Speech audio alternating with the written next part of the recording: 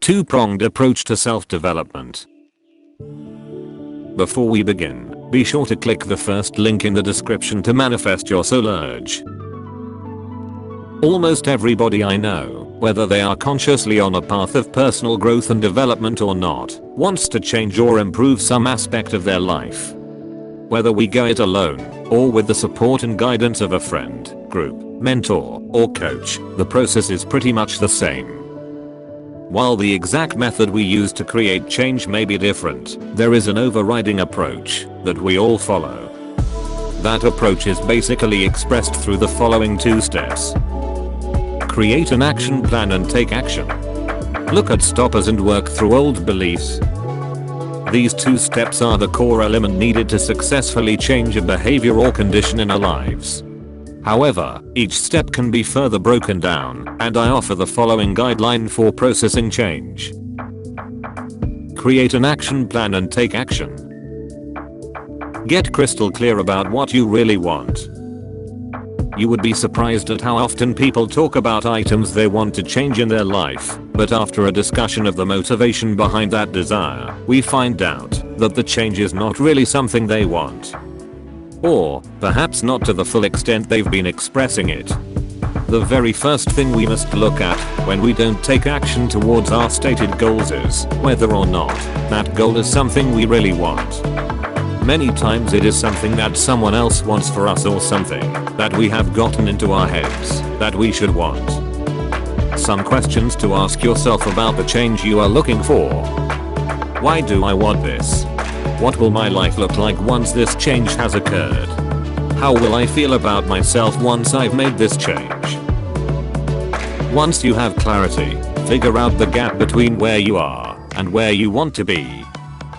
Even though we may be sitting next to each other and appear to want the same thing, the truth is that we all have different starting points. Life experience and our own actions to date make that starting point personal to each of us.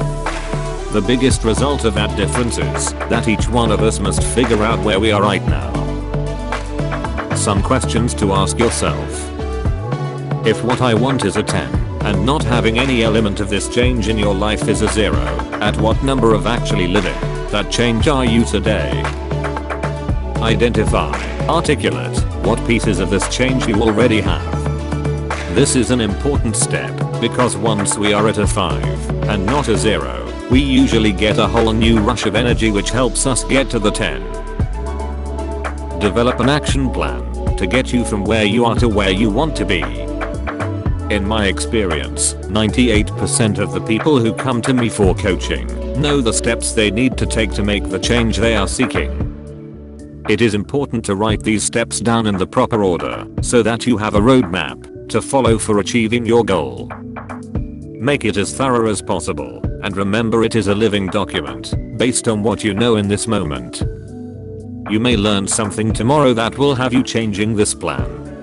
That is excellent news, as it means you are living in the present and willing to change your thinking on the subject. Some questions to ask yourself. What are the things that need to happen for me to make this change a reality? In what order must they happen? What resources, including people, do I need to accomplish this change? Is there anyone that can review my list to see if anything looks missing? Start taking action.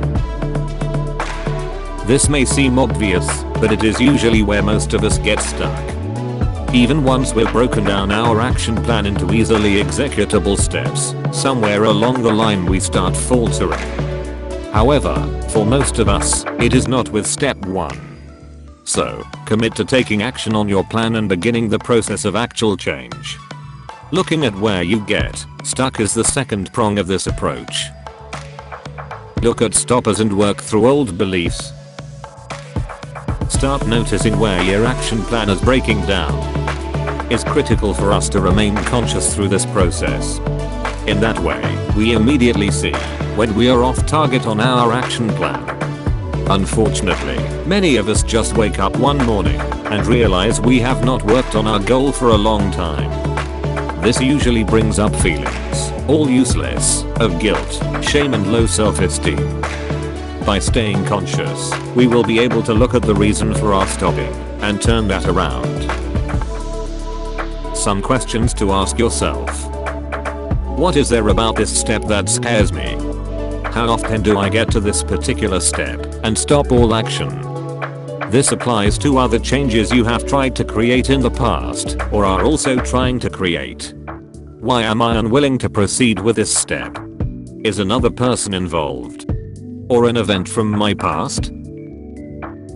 Identify the belief you hold around this step. Dig deep and you will find the belief that you have held for most of your life around this action. For example, this particular step may have to do with asking someone for help on some aspect of the plan. However, you have a deep-rooted belief that you don't deserve for other people to spend time on you. I'm sure you can see why you continually get stuck here if that is your core underlying thinking. Some questions to ask yourself. Have I always felt this way? When and with who did I start feeling this way? Is it okay for me to feel the feelings this thinking brings up for me? Am I willing to go beyond this belief and come to a new understanding of my abilities? Find assistance in changing your belief. If changing your beliefs was as easy as snapping your fingers, you would not be reading this article. Changing our beliefs can sometimes happen just by becoming aware of what we do believe and realizing it's not a healthy belief.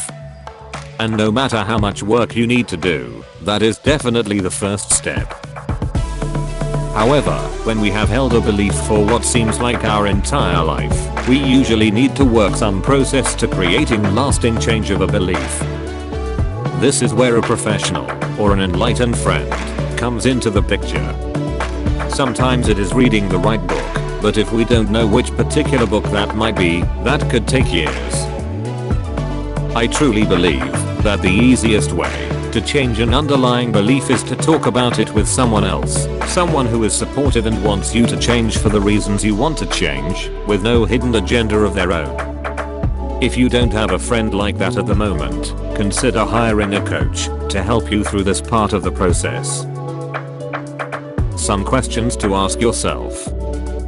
Can I do this alone? Who do I know that could help me? Would it be helpful to talk to someone who has helped others change their beliefs? How can I find someone like that? PS, my suggestion here is to Google personal coach and find someone you'd be willing to have a complimentary session with. Thank you for watching. Don't forget to click the first link in the description to manifest your soul urge.